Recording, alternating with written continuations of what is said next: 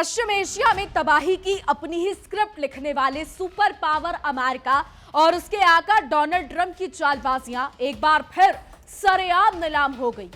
खुद को अमन चैन का मसीहा साबित करने की सनक में वॉशिंगटन ने लेबनान और इजराइल के बीच एक तथाकथित शांति समझौते की बिसात तो बिछा दी, लेकिन ट्रंप प्रशासन की यह नौटंकी हाथी के दांत खाने के और दिखाने के और वाली नीति से बढ़कर कुछ नहीं।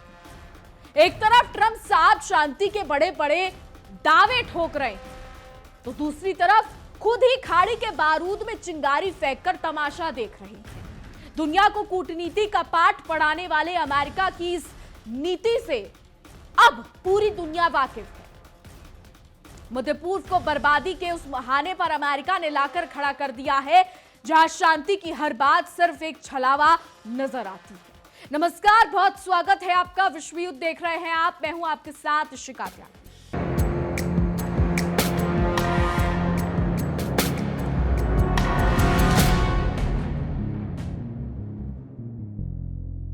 तो दुनिया भर में अमन चैन का ठेका लेने वाले सुपर पावर अमेरिका की दोहरी नीतियां एक बार फिर बेनकाब हो गई है। एक तरफ वॉशिंगटन शांति का मसीहा बनकर लेबनान और इजराइल के बीच समझौते की बिसात बिछा रहा है, तो दूसरी तरफ खुद ही पश्चिम एशिया के बारूद में जलती तिल्ली फेंक रहा है। अमेरिका की इस नीति से और इस रणनीति ने पूरे मध्य पूर्व को एक ऐसे मुहाने पर लाकर खड़ा कर दिया है, जहां शांति की बातें सिर्फ कागजी शेर बनकर रह गई हैं।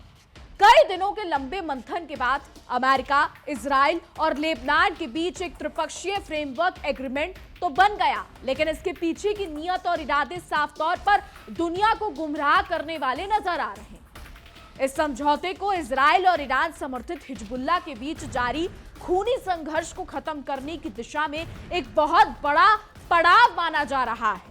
अमेरिका की मध्यस्थता में हुए समझौते पर लेबनान की राजदूत, इजराइल के राजदूत और अमेरिकी विदेश विभाग के आला अधिकारियों ने दस्तखत कर दिए हैं, लेकिन हमेशा की तरह अमेरिका ने इस तथाकथित शांति समझौते की विस्तृत और मुख्य शर्तों को पूरी तरीके से पर्दे के पीछे छिपाकर रखा है। यानी हाथी के दांत खाने के और दिखाने के और वाली कहावत यहां बिल्कुल सटीक बैठ। पर्दे के पीछे क्या खिचड़ी पक रही है, ये तो वक्त ही बताएगा, लेकिन अमेरिका इसे अपनी पीठ थपथपाते हुए एक बड़ी कामयाबी बता रहा है। अमेरिकी विदेश मंत्री मार्को रूबियो इस समझौते को अपनी बहुत बड़ी कूटनीतिक जीत बता रहे हैं, जैसे उन्होंने कोई आसमान के तारे तोड़ लिए हों। उन्होंने बयान जारी कर कहा है कि हमने एक बेहद कठिन लेकिन जरूरी और महत्वपूर्ण यात्रा का पहला कदम उठा लिया है।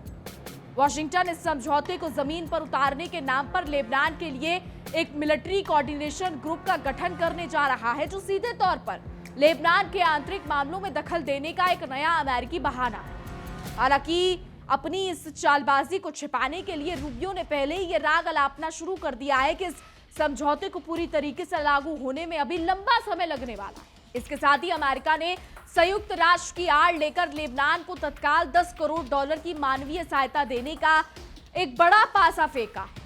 इतना ही नहीं, $3 करोड़ से अधिक की अतिरिक्त रकम लेबनानी सशस्त्र बलों को मजबूत करने और पूरे देश पर सरकारी नियंत्रण स्थापित करने के नाम पर दी जाएगी। यह अमेरिका का वही पुराना आजमाया हुआ नुस्खा है, जहां वो एक हाथ से जख्म देता है और दूसरे हाथ से मरहम लगाने का ढोंग करता है। इस आर्थिक मदद के जरिए अमेरिका लेबनानी सेना को मोहरा बनाकर क्षेत्र में अपने और इजराइल के हितों को साधने की पूरी कोशिश कर रहा है।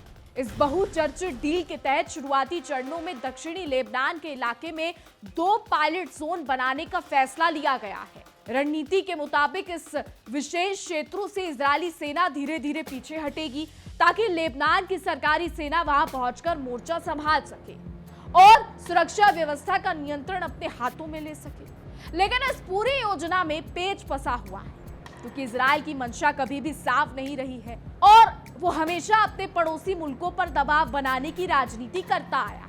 इधर इजराइल के प्रधानमंत्री बेंजामिन नेतन्याहू ने साफ तौर पर अपनी हेकड़ी दिखाते हुए कह दिया है कि इजरायली सेना की वापसी इस बात पर पूरी तरीके से निर्भर करेगी कि हिजबुल्लाह अपने हथियार डालता है या नहीं। नेतन्याहू ने दो टूक शब्दों में कहा है कि लेबनानी सेना भले ही इन क्षेत्रों का नियंत्रण संभालने की तैयारी शुरू कर दी, लेकिन इजराइल के कदम पीछे तभी हटेंगे जब हिजबुल्लाह का सैन्य ढांचा पूरी तरीके से मटियामेट हो जाएगा। इजराइल की यह शर्त इस समझौते की रीढ़ की हड्डी को तोड़ने के लिए काफी है, क्योंकि वो शांति के बदले पूरी तरीके से आत्मसमर्पण की मांग कर रहा है। इजरायली राजदूत ने भी अपने प्रधानमंत्री के सुर में सुर मिलाते हुए साफ कर दिया कि यह पूरा समझौता सिर्फ और सिर्फ प्रदर्शन आधारित है, यानी जैसा काम वैसा दाम।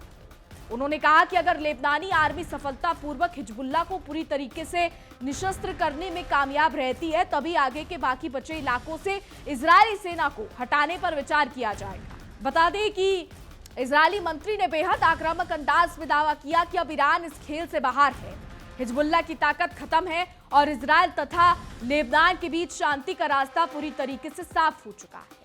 अब इजराइल और लेबनान में तो गहमा-गहमी चल ही रही है, लेकिन इस बीच आपको बता दें कि अमेरिका तुर्की को बड़ा सपोर्ट दे रहा है। अमेरिका तुर्की के जेट्स को मजबूत करने के लिए बड़ी सप्लाई कर रहा है। पूरा मामला क्या है, विस्तार से समझते हैं। चलते मेरे सहयोगी विवेक के पास और विवेक से जानते हैं। देखिए,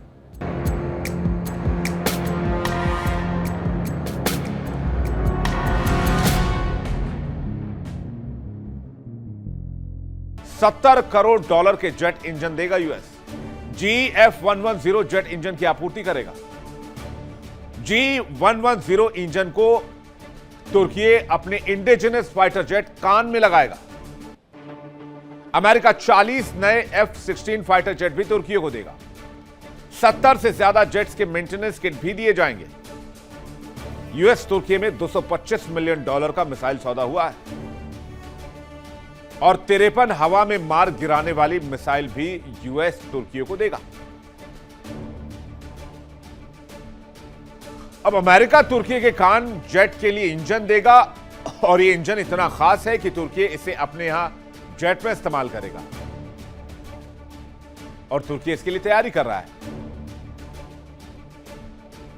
और यह इजराइल के लिए, इस इलाके के लिए बहुत जबरदस्त खतरा है। कैसे? इसे आपको कान फाइटर जेट को समझना होगा। यह एक इंडिजिनस फाइटर जेट है जिसमें GE F110 इंजन लगाने की तैयारी है। यह इंजन लगभग 32,000 पाउंड तक का थ्रस्ट पैदा करता है। यह इंजन किसी भी लड़ाकू विमान को सुपरसोनिक माक 1.8 की स्पीड देता है। कान तुर्की का स्वदेशी 5th जनरेशन का स्टेल्थ फाइटर जेट है। तुर्की के इस विमान में 2 GE110 इंजन लगाए जाएंगे। इसमें AESA रेडार और अत्याधुनिक फाइटर वॉरफेयर सिस्टम लगा होगा। हवा से हवा और हवा से जमीन दोनों तरह के मिशन कर सकता है। लंबी दूरी तक हथियार ले जाने, नेटवर्क सेंट्रिक युद्ध क्षमता रखता है। इस डील से तुर्की के कान कार्यक्रम और वायु शक्ति में बहुत ज्यादा इजाफा हो जाएगा। इजराइल पूछ रहा है, इसकी क्या गारंटी है कि इस विमान का इस्तेमाल इजराइल के खिलाफ नहीं होगा? अमेरिका तुर्की को मजबूत कर रहा है। तुर्की पहले से नेटो देशों का सदस्य है और अमेरिका इजराइल को भी मैसेज दे रहा है कि ज्यादा हवा में उड़ने की जरूरत नहीं है।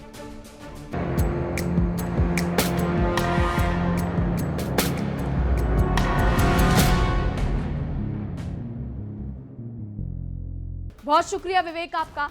तो एक तरफ लेबनान और इजराइल है और दूसरी तरफ लेबनान की राजदूत ने भी इस डील पर अपनी प्रतिक्रिया देते हुए इसे एक बहुत लंबी और पेचीदा शांति प्रक्रिया की शुरुआत करार दिया। उन्होंने उम्मीद जताई है कि समझौते का असल उद्देश्य लेबनान की संप्रभुता को दोबारा बहाल करना, सालों से चले आ रहे विनाशकारी संघर्ष को समाप्त करना और युद्ध के कारण दर दर भटकने वाले विस्थापित लोगों को अपने घरों में वापस लौटाने का सुरक्षित मौका देना। लेबनान के लिए यह समझौता डूबते को तिनके का सहारा जैसा है, जो अपनी खोई हुई शांति वापस पाना चाहता है। इसी बीच लेबनान के राष्ट्रपति ने इस समझौते का बचाव करते हुए उम्मीद जताई है कि यह समझौता आने वाले भविष्य में नागरिकों को उन क्षेत्रों में वापसी लौटने के लिए मदद करेगा जो पूरी तरीके से मुक्त कराए जा चुके हैं। लेबनानी राष्ट्रपति ने अपनी संप्रभुता का ढोल पीटते हुए साफ किया कि लेबनान की राष्ट्रीय संप्रभुता और सम्मान से किसी भी कीमत पर कोई समझौता नहीं किया जाएगा। लेकिन सवाल यह उठता है कि अमेरिकी और इजरायली शर्तों के साए में लेबनान अपनी संप्रभुता को कैसे और कब तक बचाकर रख पाएगा। हालांकि विद्रोही संगठन हिजबुल्लाह ने इस पूरे शांति समझौते के परखच्चे उड़ाते हुए इसका पुरजोर विरोध किया है और इसे सिरे से खारिज कर दिया है। जी हां, हिजबुल्लाह के बड़े नेता ने लेबनान की सरकार को खुली चुनौती देते हुए कहा है कि सरकार इस समझौते को जमीन पर तब तक कतई लागू नहीं कर सकती जब तक कि वो अमेरिकी इशारों पर देश में एक और नया गृहयुद्ध छेड़ने के लिए पूरी तरह तैयार ना हो जाए। उन्होंने साफ कर दिया कि संगठन को निशस्त्र करने की अमेरिकी और इजरायली कोशिशों का ईंट का जवाब पत्थर से दिया जाएगा और वो अपने हथियार किसी भी कीमत पर नहीं छोड़ेंगे। हिजबुल्लाह ने अपनी धमकियों का सिलसिला यही नहीं रोका, बल्कि साफ लफ्जों में चेतावनी दे दी कि वो लेबनान सरकार को इस समझौते को जमीन पर रत्ती भर भी लागू नहीं करने देंगे। ये समझौता एक ऐसे नाजुक समय पर हुआ है, बता दें आपको, कि जब इजराइल और लेबनान की सीमाओं पर तनाव आसमान छू रहा है और बारूद की गंध अभी भी हवा में घुलती जा रही है। दोनों पक्षों की ओर से कागजों पर संघर्ष रोकने की सहमति बनने के बावजूद इजराइल ने चालाकी से दक्षिणी लेबनान में अपने सैनिकों की भारी तैनाती बरकरार रखी है, जिसे वह अपनी सुरक्षा के लिए बफर जोन का नाम दे रहा है। लेबनानी अधिकारियों की माने तो इजराइल की इस बर्बर और जवाबी सैन्य कार्रवाई में अब तक 4000 से भी अधिक लोगों की जानें चली गई हैं। इस भीषण युद्ध की वजह से 10 लाख से ज्यादा लोग अपने ही देश में विस्थापित होकर दाने दाने को मोहताज हो चुके हैं और शरणार्थियों शिविरों में जिंदगी काटने पर मजबूर हैं। वॉशिंगटन में बैठे हुक्मरान इन मौतों पर आंसू बहाने का नाटक तो करते हैं, लेकिन असलियत में वो इजराइल की पीठ थपथपाने से कभी बाज नहीं आते, जो उनकी इस पूरी शांति प्रक्रिया के ढोंग को उजागर करता है। एक तरफ लेबनान में शांति का तमाशा चल रहा है, तो दूसरी तरफ ईरान और अमेरिका के बीच तथाकथित युद्ध विराम लागू होने के बाद भी पश्चिम एशिया के आसमान में युद्ध के बादल मंडरा रहे हैं। हॉर्मुज में एक कमर्शियल कार्गो जहाज पर हुए संदिग्ध ड्रोन हमले के बाद अमेरिका ने आंख दिखाना शुरू कर दिया है। ईरान के खिलाफ एक बहुत बड़ा और सीधा सैन्य हमला बोल दिया। जवाबी कार्रवाई के नाम पर अमेरिका सेना ने ईरान के मिसाइल और ड्रोन ठिकानों को तो निशाना बनाया ही, साथ ही हॉर्मुज के आसपास मौजूद तटीय रडार साइट्स पर भी बमबारी कर दी। इस भीषण सैन्य हमले के तुरंत बाद अमेरिकी उपराष्ट्रपति जेडी वेंस ने सोशल मीडिया प्लेटफॉर्म एक्स पर आकर अपनी धाक जमाने की कोशिश की और ईरान को गीदड़ भभकी दे डाली। जेडी वेंस ने बेहद आक्रामक अंदाज में लिखा कि ईरान ने बाकायदा युद्ध विराम समझौते पर हस्ताक्षर किए थे और अमेरिका ने उस समझौते का पूरी तरीके से सम्मान किया था। उन्होंने धमकी भरे लहजे में कहा कि अगर इस सहमति पत्र को लेकर ईरान को किसी भी तरीके का विवाद या दिक्कत थी तो उसे बातचीत की मेज पर आना चाहिए था, लेकिन अगर कोई हिंसा का सहारा लेगा तो अमेरिका उसकी भाषा में ही जवाब देना अच्छी तरह जानता है। अमेरिकी उपराष्ट्रपति ने अपनी चौधराहट दिखाते हुए आगे लिखा कि अगर किसी बात से दिक्कत है तो आपके पास फोन है, फोन उठाइए और बात कीजिए, लेकिन अगर हिंसा करोगे तो हिंसा का जवाब हिंसा से ही मिलेगा। अमेरिका की दादागिरी साफ दर्शाती है कि वो खुद को दुनिया का कोतवाल समझता है और किसी भी नियम कानून को अपने जूते की नोक पर रखता है। शांति की दुहाई देने वाले अमेरिका के राष्ट्रपति खुद इतनी जल्दी आपा खो बैठते हैं कि वो पूरी दुनिया को युद्ध की आग में झोंकने से भी पीछे नहीं हटते। इतना ही नहीं, व्हाइट हाउस की सत्ता संभाल रहे अमेरिकी राष्ट्रपति डोनाल्ड ट्रंप ने भी पूरे घटनाक्रम पर अपनी आदत के मुताबिक बड़ा बयान जारी कर दिया है। ट्रंप ने दावा किया कि हालिया अमेरिकी हमलों के बाद ईरान की सैन्य ताकत काफी हद तक कमजोर हो चुकी है, हालांकि उसके पास अभी भी कुछ बची कुची सैन्य क्षमता मौजूद है।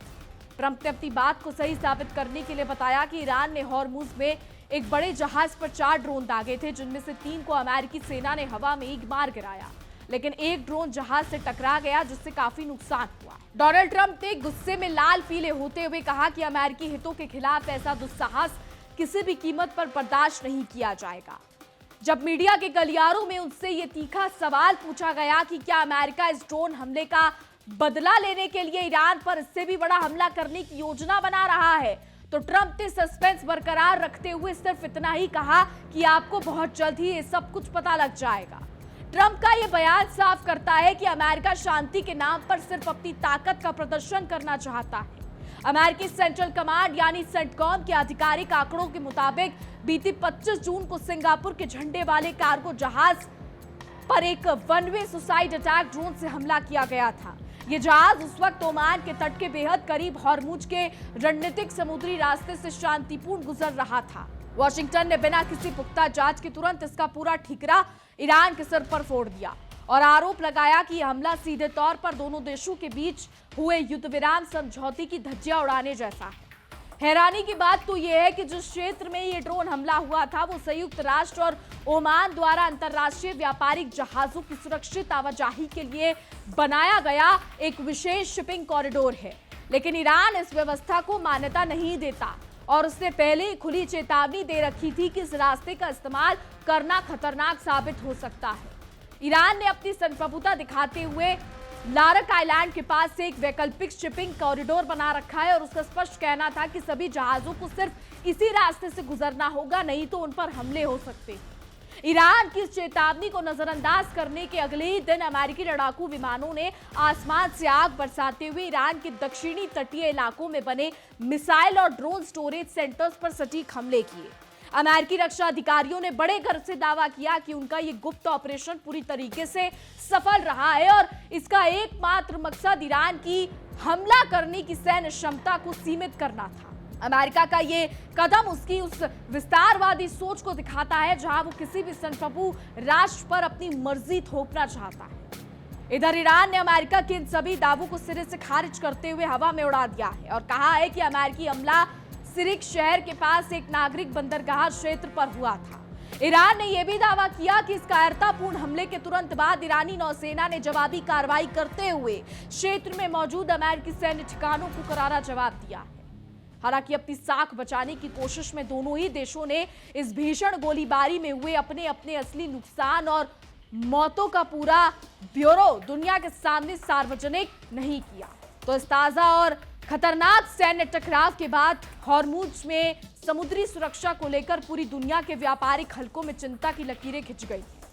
स्थिति इतनी बदतर हो चुकी है कि संयुक्त राष्ट्र की अंतर्राष्ट्रीय समुद्री संगठन ने सुरक्षा कारणों का हवाला देते हुए हजारों नाविकों और सैकड़ों जहाजों को सुरक्षित बाहर निकालने के अपने बड़े अभियान को अस्थायी रूप से रोक दिया। अमेरिका भले ही खोखला दावा करे कि उसकी नौसेना व्यापारिक जहाजों को सुरक्षा दे रही है, लेकिन हकीकत यह है कि अमेरिका के चौधराहट और दोहरी नीतियों की वजह से आज ये पूरा रणनीतिक समुद्री मार्ग बारूद के ढेर पर बैठा हुआ है। अमेरिका की इस चौधराहट ने पूरे मध्य पूर्व को बर्बादी के उस मुहाने पर लाकर खड़ा कर दिया है जहां से वापसी का कोई रास्ता नजर नहीं आता। शांति का मसीहा बनने का ढोंग करने वाला वॉशिंगटन खुद इस कदर जंग के नशे में चूर है कि उसे मासूमों की चीखें सुनाई नहीं देती। उसकी नीतियां हमेशा से अपना काम बनता और भाड़ में जाए जनता वाली रही है। आज लेबनान और इजराइल के बीच जो समझौते का ढिंढोरा पीटा जा रहा है वो असल में शांति की कोशिश नहीं बल्कि इस पूरे क्षेत्र को हमेशा के लिए अपने इशारों पर नचाने का एक नया अमेरिकी प्रोपेगेंडा है। इस पूरे घटनाक्रम ने यह साफ कर दिया है कि अमेरिका कभी भी पश्चिम एशिया में मुकम्मल अमन नहीं चाहता, क्योंकि अगर वो शांति चाहता होता, वहां शांति हो गई तो उसके हथियारों का अरबों डॉलर का बाजार रातों रात ठप हो जाएगा। एक तरफ वो लेबनान की सेना को मजबूर करने के लिए अपनी तिजोरी खोल रहा है तो दूसरी तरफ इजराइल को आधुनिक हथियार देकर तबाही का खुला लाइसेंस भी दे रहा है। ये महाशक्ति अपनी इसी दोगली नीति के दम पर दुनिया के नक्शे से कमजोर मुल्कों का वजूद मिटाने पर उतर आई है, लेकिन खुद को पाक साफ दिखाने का कोई मौका नहीं छोड़ा। इधर ईरान और अमेरिका के बीच जो युद्ध विराम हुआ था उसकी मियाद खत्म होने से पहले ही महाशक्ति के सब्र का बांध टूट गया। हॉर्मुज में सिर्फ एक ड्रोन क्या टकराया, अमेरिका ने मानो पूरे ईरान को मटियामेट करने की कसम खा ली।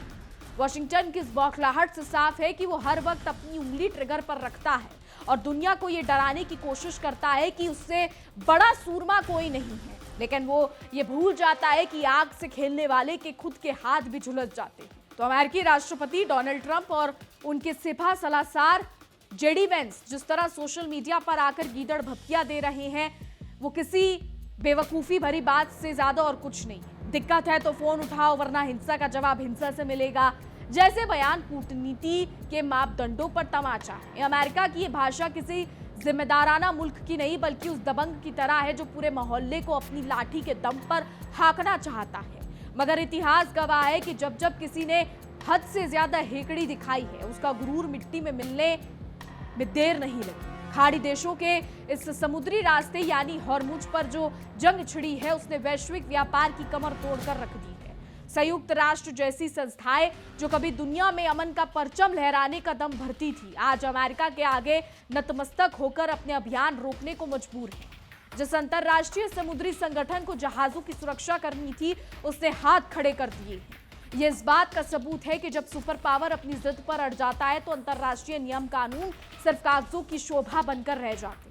इस पूरे विवाद में ईरान ने भी साफ कर दिया है कि वो अपनी संप्रभुता पर आंच नहीं आने देगा। अमेरिका ने भले ही उसके रडार सिस्टम और मिसाइल ठिकानों को तबाह करने का दावा किया हो, लेकिन ईरान का पलटवार ये बताने के लिए काफी है कि वो सिर कटा सकते हैं लेकिन सिर झुका नहीं सकते। और बंदरगाह पर अमेरिकी हमले का जवाब देकर ईरान ने वॉशिंगटन के इस वहम को तोड़ दिया है कि वो एक तरफा कार्रवाई करके बच निकल सकता।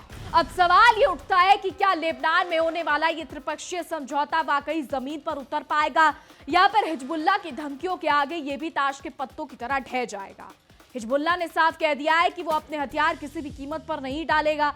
ऐसे में अमेरिका द्वारा लेबनानी सेना को दी जाने वाली करोड़ों डॉलर की मदद खुद लेबनान के भीतर ही एक और नए खूनी गृह युद्ध की जमीन तैयार कर रही है, जहां अब क्या होगा कोई नहीं जानता। तो पर्दे के पीछे छिपी शर्तों और चालबाजियों के बीच लेबनान के आम नागरिक आज भी डर के साए में जीने को मजबूर है। 10 लाख से अधिक विस्थापित लोग जो अपने घर लौटने का सपना देख रहे हैं, उनके लिए यह समझौता किसी छलावे से कम नहीं। इजराइल ने साफ कर दिया है कि जब तक हिजबुल्लाह का नामो निशान नहीं मिट जाता, उसके सैनिक बफर जोन खाली नहीं करेंगे। यानी शांति के नाम पर जो बिसात बिछाई गई है, उसमें मोहरे सिर्फ बेकसूर आवाम को ही बनना है। पश्चिम एशिया की इस सुलगती हुई आग को देखकर यह साफ हो जाता है, जब तक अमेरिका अपनी चौधराहट और दखल अंदाजी बंद नहीं करेगा, तब तक दुनिया के इस हिस्से में कभी अमन का सूरज नहीं उगेगा। वॉशिंगटन की नीतियां पूरी दुनिया को तीसरे विश्व युद्ध की तरफ धकेल रही हैं। अब वक्त आ गया है कि जब वैश्विक समुदाय को अमेरिका की इस तानाशाही के खिलाफ आंखें खोलनी होंगी, वरना शांति समझौते के नाम पर लिखे जाने वाले ये दस्तावेज सिर्फ और सिर्फ बर्बादी की दास्तान बनकर रह जाएंगे। अब आगे देखना होगा कि क्या होता है। फिलहाल हमारी आज की रिपोर्ट में बस इतना ही। तमाम खबरों के लिए देखते रहिए इंडिया डेली 24/7। देखिए इंडिया डेली 24/7 अब आपकी स्मार्ट टीवी पर। इंडिया डेली मौजूद है सभी डिजिटल प्लेटफॉर्म पर लाइव और लगातार। इंडिया डेली 24/7 हर दिन राष्ट्र को समर्पित।